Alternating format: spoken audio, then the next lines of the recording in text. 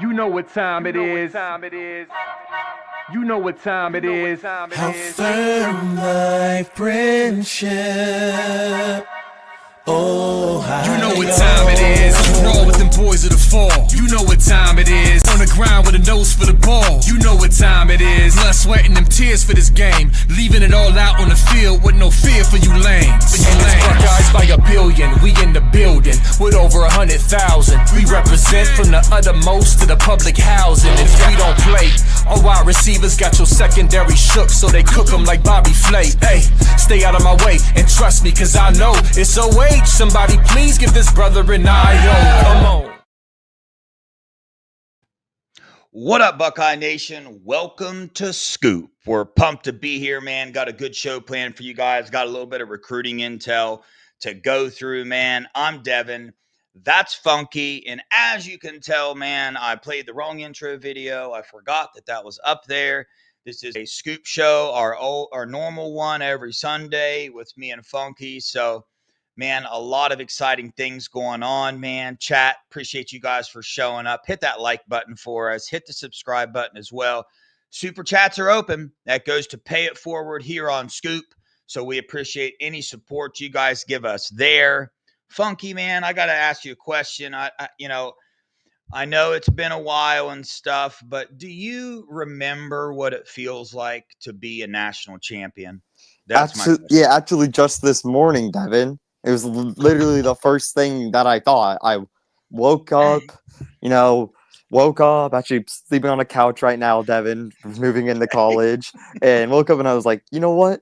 I feel like a national champion today.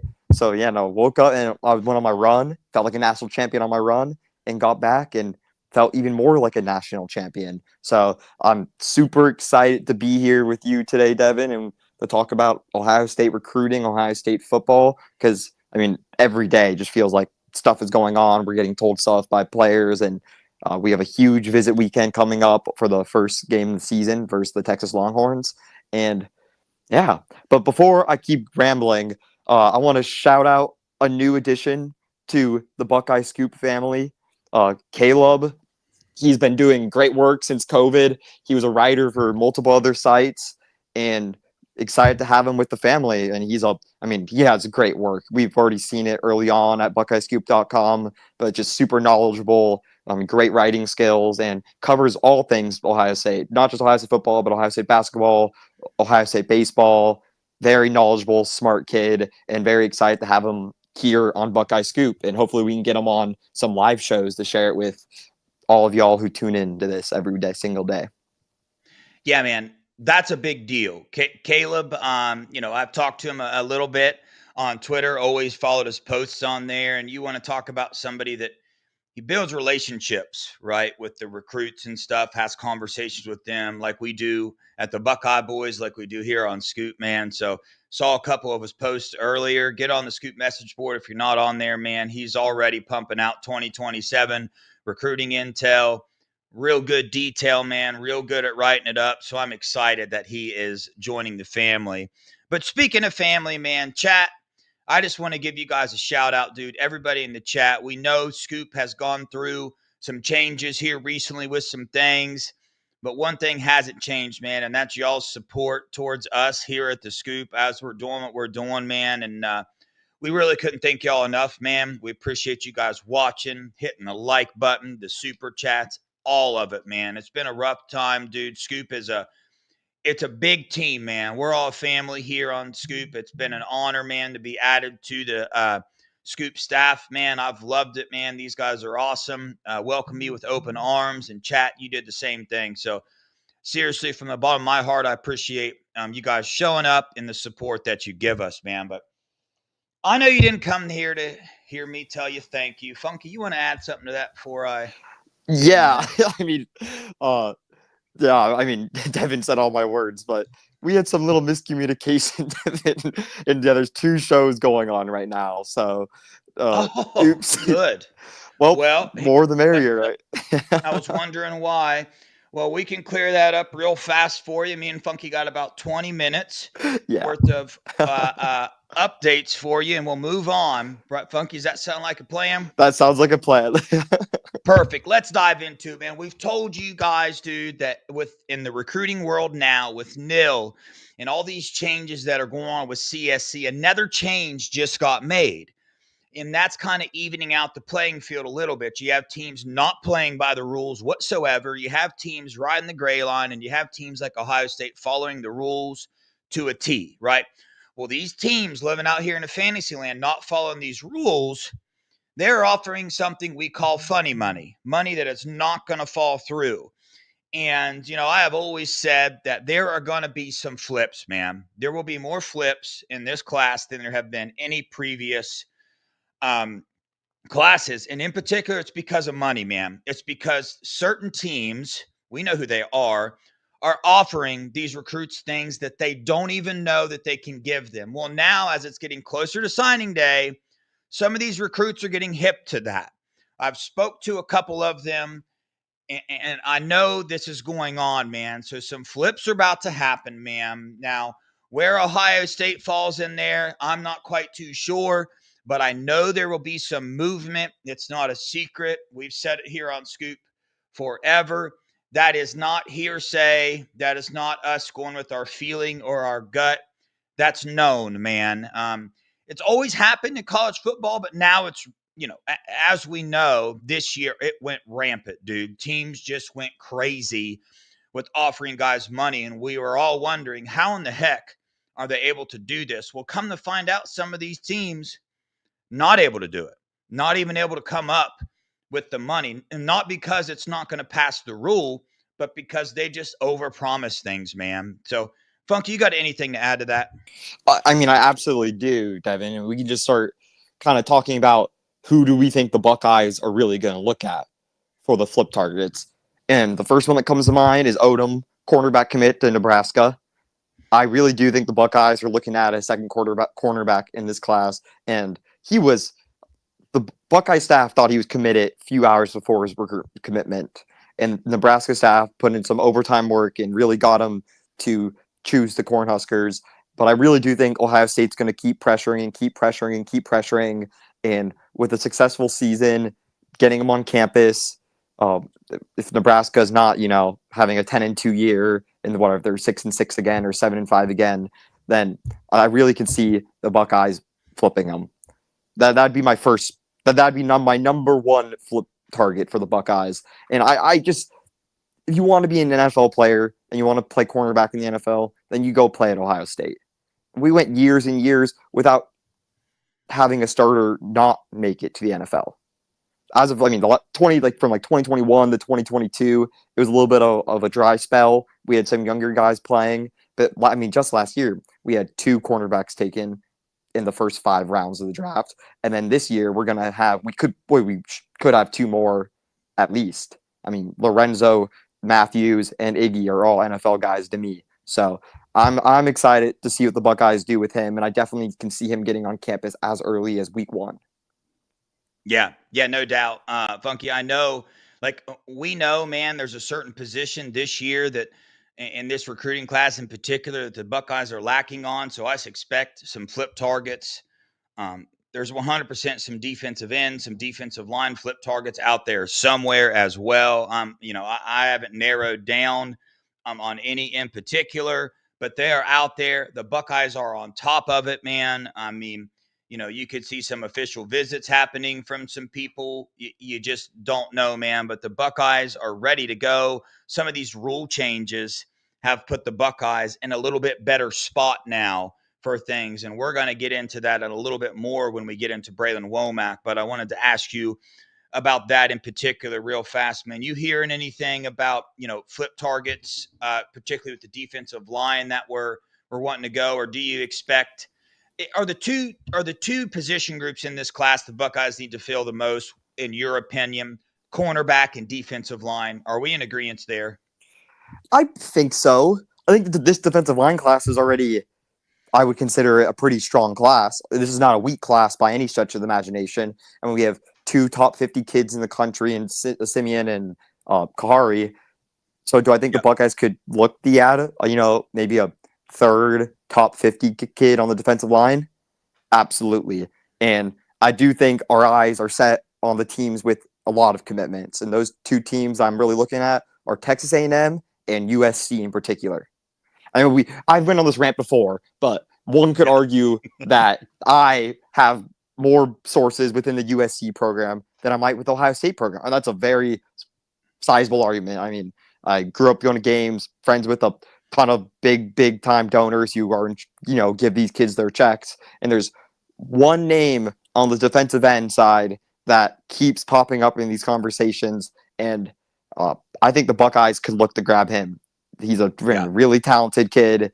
And I think the Buckeyes are looking at, the Buckeyes are looking at the Trojans and are looking at the Aggies to flip some defensive line kids, because there's a lot of talent out there to be poached, and I think the Buckeyes are in the full force of it. And then if those two fall out, then they'll go to the LSU Tigers, because LSU's got a great defensive line class, but man, that's a lot of mouths to feed. So I can see the Buckeyes swooping in and grabbing some of those leftovers for sure from those teams with some really, really talented defensive line classes. And not leftovers, I shouldn't even say that. These are main course kids that I'm talking about.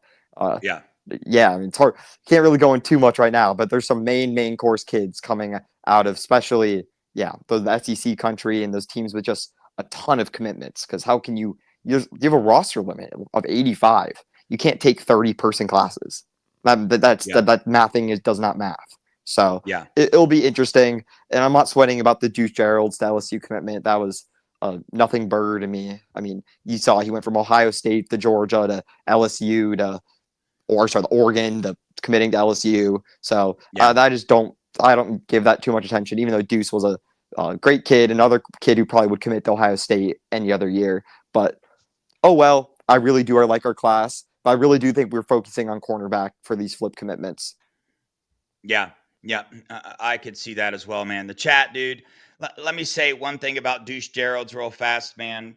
We knew he wasn't going to the Buckeyes. It's something, I told you guys several times on here, like, hey, man, it's not looking too good anymore. But man, like, if you want to ask yourself, man, well, who did we get in his place this year, man? My answer to you is Damari Simeon, who is an underrated individual who has just as high as a ceiling as Deuce Gerald's, in my opinion. You guys will find that out, man. I spoke like that about a particular Buckeye who's on campus now, Epi Satonale, and he's blowing up right now as well. Damari Simeon's going to have that same effect. You guys will see, man. A lot of people in the chat, Grandpa Buck, Blaine Bradford, did I interview him? No, interviewed Brilen Wac. He's a friend of the channel, man. Him and his family are, so we've talked to them quite a bit. But as far as Blaine Bradford goes, I have talked to him before.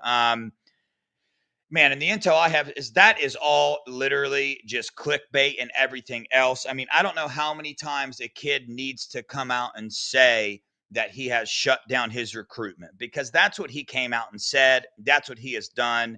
The guy is a Buckeye, man. Funky, are you hearing anything else there? Or, I mean, people are still pressing this issue. Is there something to it? No, there's nothing to it. He's a Buckeye. And it's kind of ridiculous that they even keep bringing that up, because I mean, it's literally just because of where he lives, which is kind of fair, to be honest with you. That's not like, I wouldn't say that's completely outlandish, because he does live 5 minutes away from Baton Rouge, but also Brian Kelly allegedly killed a kid. So there's a lot of other stuff going on there in that area, and a lot of kids don't like him. I mean, you can look at Jakeem Stewart from last class. He grew up in a similar area and didn't go to LSU. So not too worried about that. Or not worried at all. Sorry, not worried at all about that. It'd be absolutely shocking. My jaw would be on the floor. So that's where I'm standing right now. Could it happen? I mean, anything could happen. I could freaking become a 6'5" superstar. So I guess it's possible. Yeah. Well, on to the next man, on to Brilen Wac. We've talked about him a couple times. Eric said basically, so we will land Womack and that will be the end of the class. No, I don't think so. I think we'll end up with about 24 or 25 commits in this class.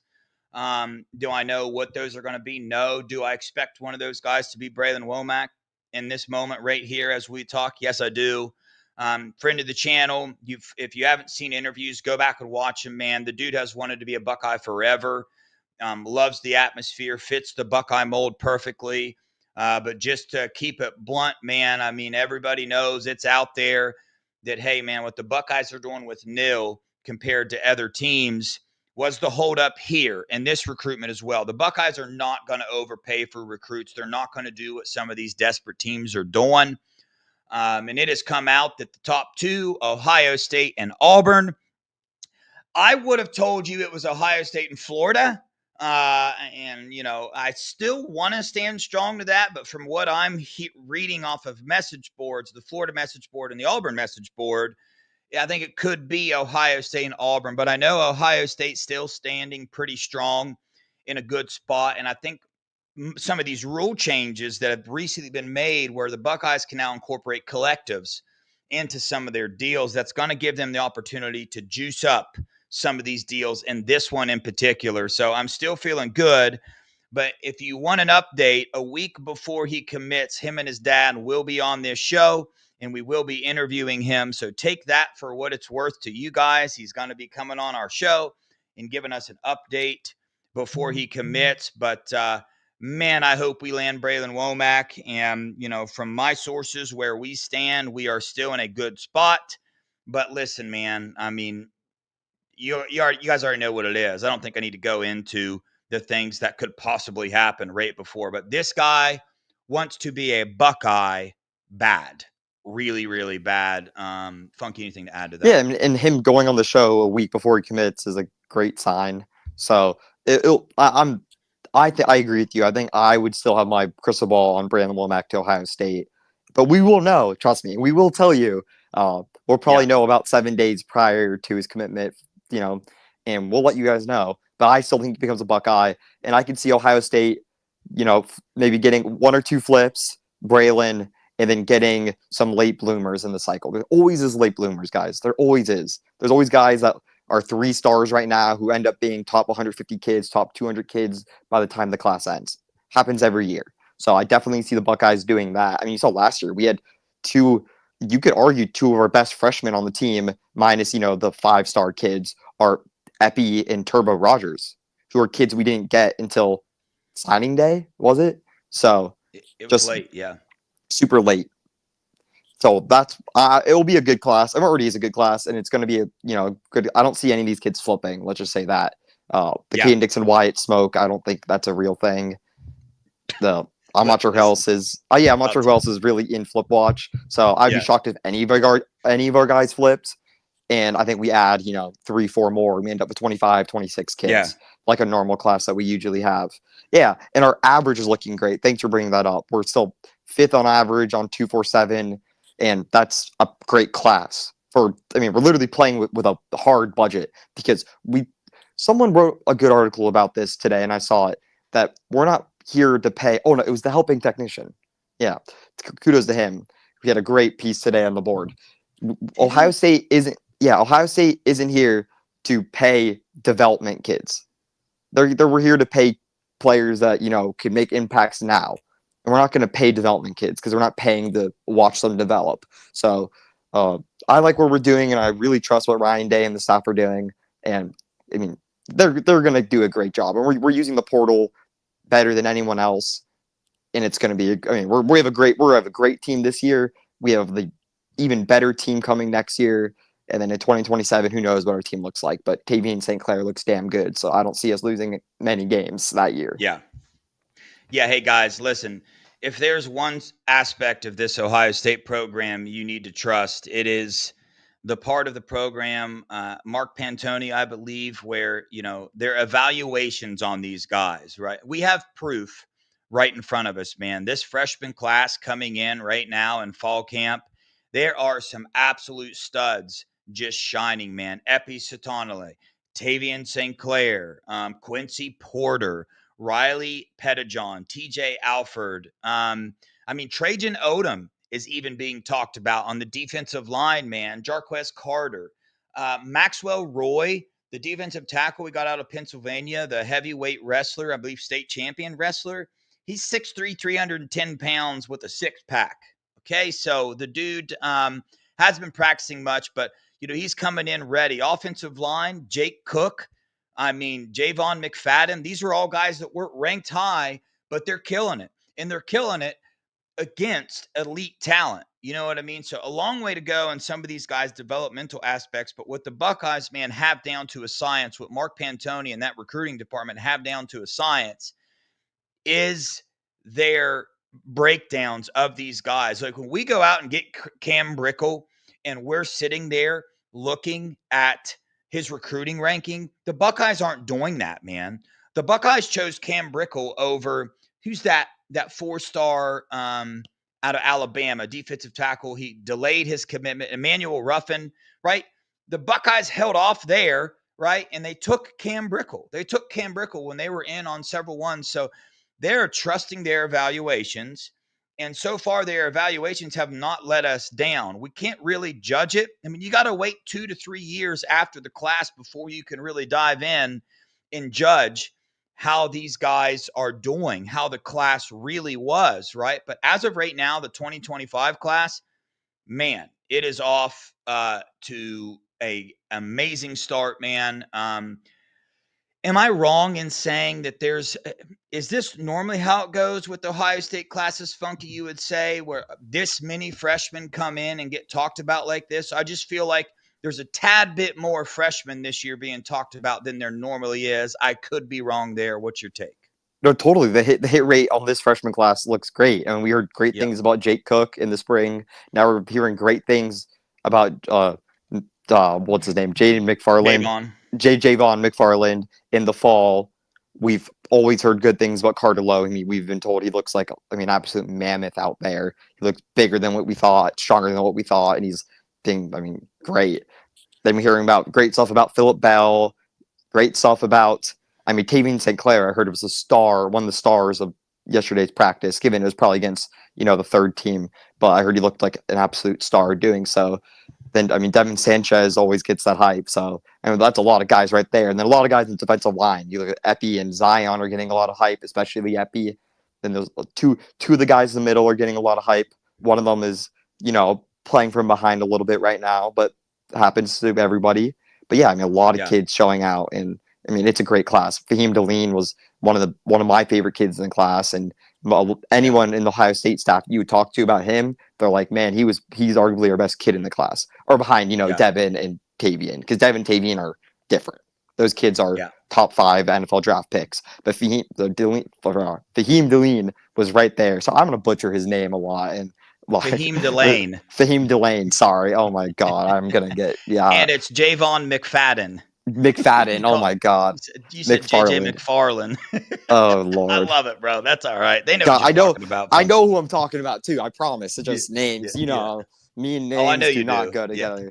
But yeah, it's definitely seems like it's more. Could that just be because we are going more in depth and we're having more guys at practice and more guys giving us good information? Sure.